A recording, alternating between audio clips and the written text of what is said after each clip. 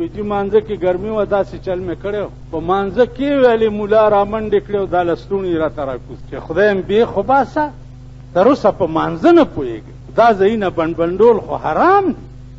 دې سره مونځ کېږي نو مال تاسو وکړه ویلې ما به څه ویلی مال تا ته پکار و چې دا مولا دې اوچتولی او په دا ځمکه دې ویشتی اوچتولی دی او په دا ځمکه دې ویشتی چې په جومات کې د غول د ده د سپېږمو نه راویستي وي خو تم بې غیرته وې ځه ورک شه آداب زده کړه دې خوا وګورئ دا نوم دی نوم دې نوم نه لاندې او دې ګوډې نه پاس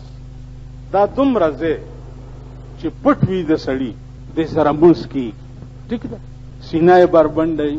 ملا یې بربنډوي دا لینګي بربنډي دې سره مونځ کېږي عورت د سړي چې دی هغه د نوم نه لاندې او د دې ګوډې نه پاس دا دومره ایریا چې ده دا عورت دا ځای چې پټي او په مانځه ودرېږي نو مونځ کېږي څوک به رامنډه کیسې به په مانځه کې که څوک سرتور ولاړي په مانځه کې به ټوپی ورته ته ګورئ یو آداب د صلات یو صحابیو لنګ ارسې لرې کړه او دومره ځای پټ کړو په مانځه چې ودرېده او مونځه شو ویل دا دې څه وکړه ویل دا مې تاسو غوندې جاهلان پویول چې د نر سړي دا دومره ایریا پټئ نو مونځ ورسره کېږي تاسو غوندې جاهلان مې پویول نو اوس یو د دې وجې نه ټوپی نه په سرول چې بودای مې خرابېږي یا د ښځو غوندې سڼې پرېښي دي دا مې خرابېږي نو د ده د خدای کور هم وران کړي په دغه مونځ باندې خیال دې راغی